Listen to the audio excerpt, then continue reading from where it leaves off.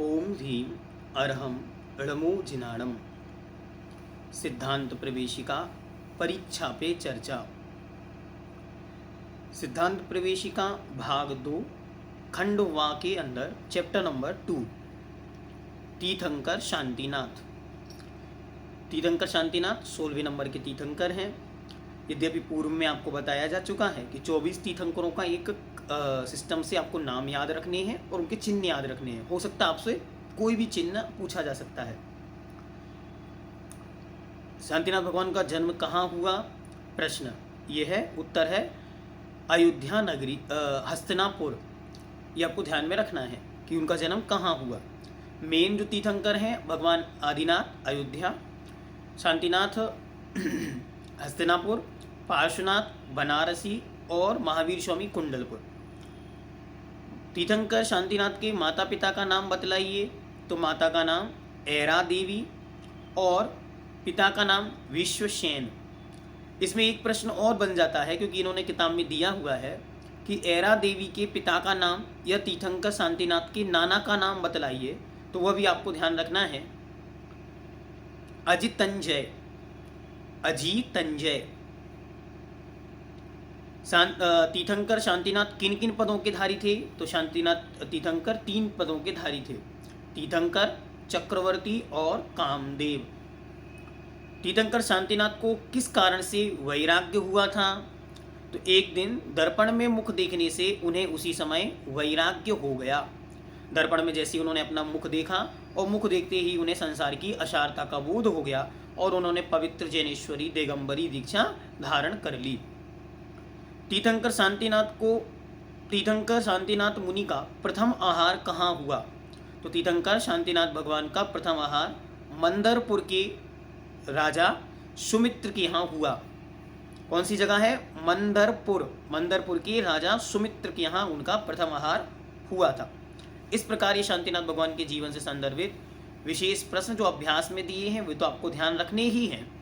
उनके साथ साथ कुछ प्रश्न और आपको पूछे जा सकते हैं, जैसे भगवान की जन्म तिथि, भगवान की मोक्ष तिथि, भगवान का मोक्ष स्थल। इस प्रकार के प्रश्न भी आप एक बार अच्छे से देख लें। नेक्स्ट चैप्टर नंबर 3 4 प्रकार का दान। इनमें से कोई ना कोई एक दान की डेफिनेशन आपको पूछ ली जाती है या एक पात्र की परिभाषा भी पूछ ली जा सकती है, इसलिए इसको अच्छी तरह ध्यान में रखना। अब दान किसे कहते हैं? सबसे पहले तो अपनी तथा अन्य के कल्याण के लिए अपने धन को देना, इसका नाम दान है।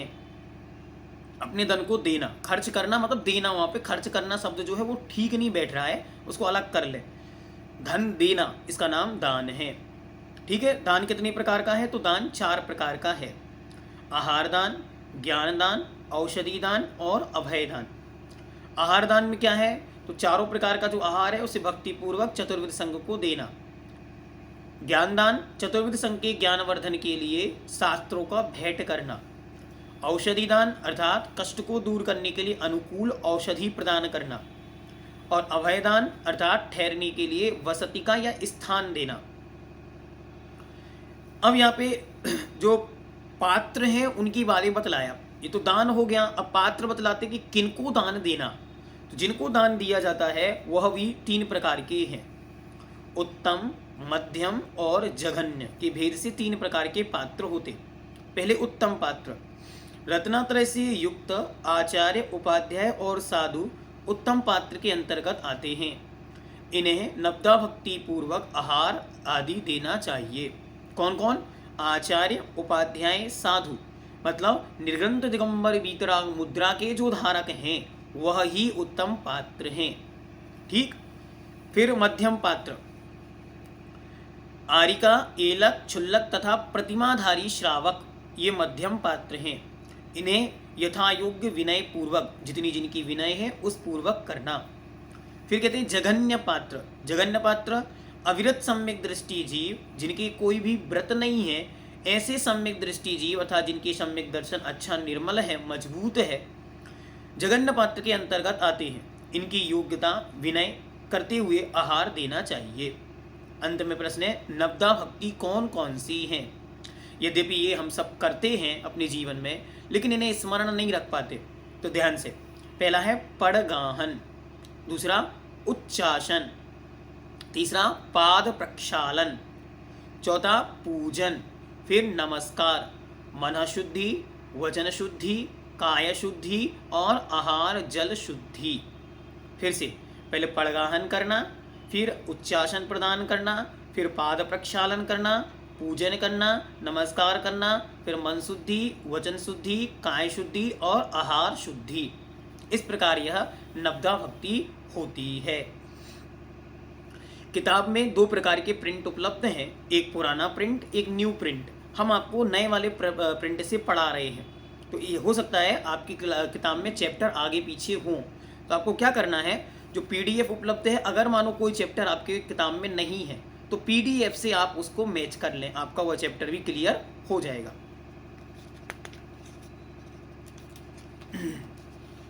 नेक्स्ट चैप्टर नंबर 4, चौका शुद्धि। चौका शुद्धि क्या है, तो चौका में जो शुद्धि की जाती है उस शुद्धि को चौका शुद्धि कहते हैं। और चौका शुद्धि कितने प्रकार की है, तो चौका शुद्धि है हमारी 16 प्रकार की, जिसे हम लोग सामान्य भाषा में कहते हैं 16। चौका की परिभाषा लिखिए। चौका किसे कहते हैं, तो चौका का अर्थ होता है चार शुद्धि का अर्थ शुद्धता, अर्थात द्रव्य क्षेत्र काल भाव की शुद्धि का होना चौका की शुद्धि है। ठीक है, चौका से तात्पर्य भोजन बनाने का स्थान, जहां भोजन बनाया जाता है। 16 प्रकार की शुद्धि के नाम बतलाइए। तो सबसे पहले तो चार शुद्धि याद रखनी है, द्रव्य शुद्धि, क्षेत्र शुद्धि, काल शुद्धि और भाव शुद्धि। फिर इनके भी चार चार भेद है, वो आपको याद कर लेने हैं। तो पहली द्रव्य शुद्धि। द्रव्य शुद्धि में अन्न शुद्धि, जल शुद्धि, अग्नि शुद्धि और कर्ता, मतलब जो उसे करने वाला है दान को, उसकी शुद्धि। फिर क्षेत्र शुद्धि। क्षेत्र मतलब होता है स्थान। स्थान में कैसी शुद्धि चाहिए, तो क्षेत्र की शुद्धि में प्रकाश शुद्धि, वायु शुद्धि, स्थान शुद्धि और दुर्गंधता से रहित। फिर काल शुद्धि, ग्रहण काल शुद्धि, शोक काल शुद्धि, रात्रि काल शुद्धि और प्रभावना काल शुद्धि। अंत में भाव शुद्धि।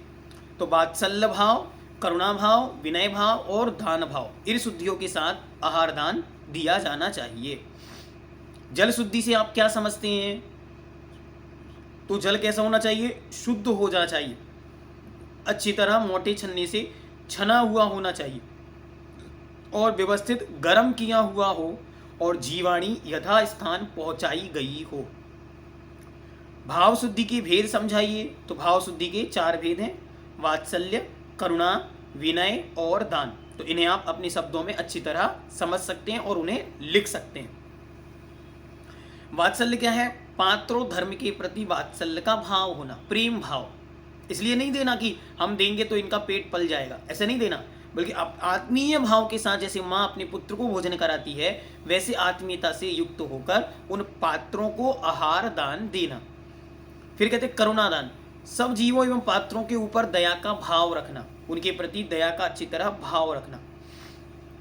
फिर विनय, पात्र के प्रति विनय का भाव रखना, वो हमसे कितने बड़े हैं, कौन से पात्र हैं, तदनुसार उनकी विनय पूर्वक उनको आहार देना। फिर कहते हैं दान भाव, कषाय रहित और हर्ष सहित वस्तु को हितकारी भाव से देना। अंत में कहते इस पाठ से हमें क्या शिक्षा मिलती है तो इस पाठ से हमें शिक्षा मिलती है कि हम सभी योग्य पात्र को योग्य शुद्धियों से आहार दान दें। क्योंकि हम सब जब इस चैप्टर को पढ़ते हैं तो हमें समझ में आता है कि हम लोग कितने बड़े अज्ञानी हैं। हमें समझ में आता है कि हमने कितनी सारी गलतियां आहार संबंधी की हैं। बाहे में तो सभी लोग को लगता है कि हमने बहुत अच्छा काम किया, आहार दिया, बहुत बहुत अनुमोदना, ताली बजाएंगे, बहुत आनंद मनाते। लेकिन अंतरंग में जब हम देखेंगे तो शुद्धियों का बोध नहीं होने से कितनी सारी गड़बड़ियां, गलतियां हम लोग सब करते हैं। तो इस चैप्टर को पढ़ने से हमने उन सब अशुद्धियों को जाना और शुद्धियों को जानकर अब हम अशुद्धियों से दूर हटेंगे। ऐसा प्रयास और प्रयत्न हम लोग निरंतर करते रहेंगे। Next chapter number 5 अभक्ष। अभक्ष क्या होता है, भक्ष मतलब होता है खाने योग्य, और जो खाने योग्य ना हो उसे कहते हैं अभक्ष। अभक्ष किसे कहते हैं, पहला प्रश्न है। तो जो पदार्थ भक्षण करने योग्य नहीं होता, अर्थात खाने योग्य ना हो, उसे अभक्ष कहते हैं।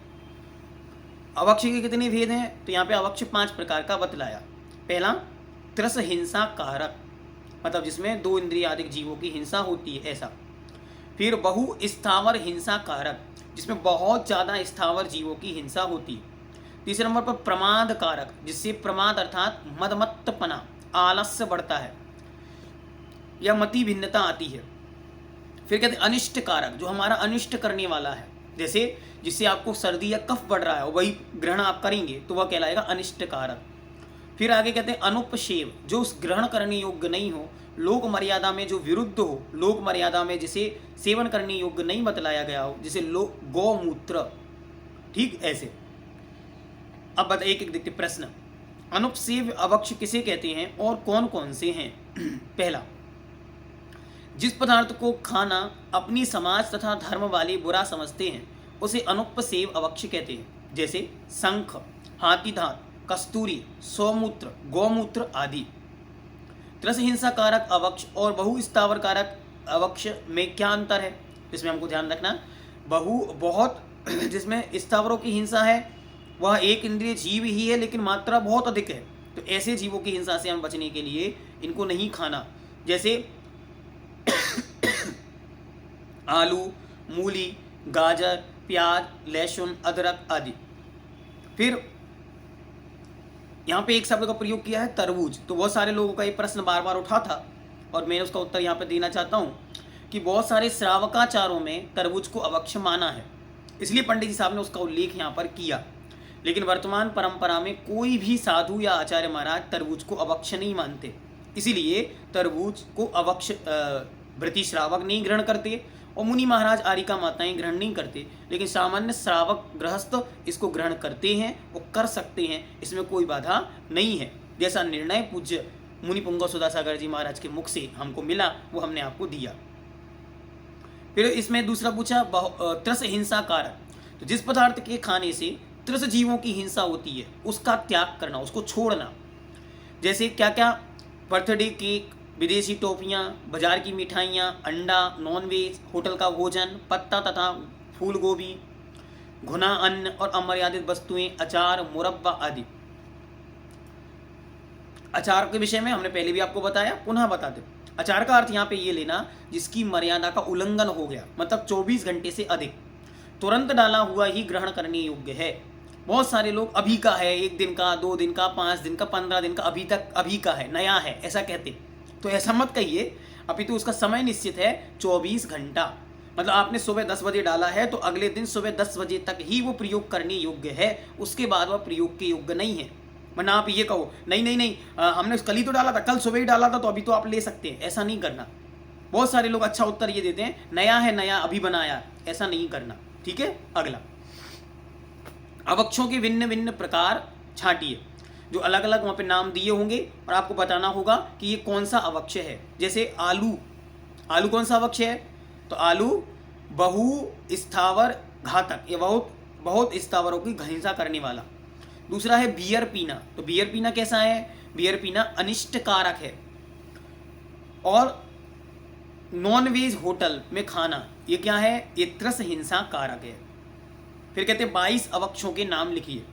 ये प्रश्न पहले एक बार पूछा जा चुका है तो चांस इसके कम हैं, फिर भी एक बार ध्यान रखना। तो यहाँ पे एक क्रमशः दिए हैं, इनको आप ध्यान में रखें।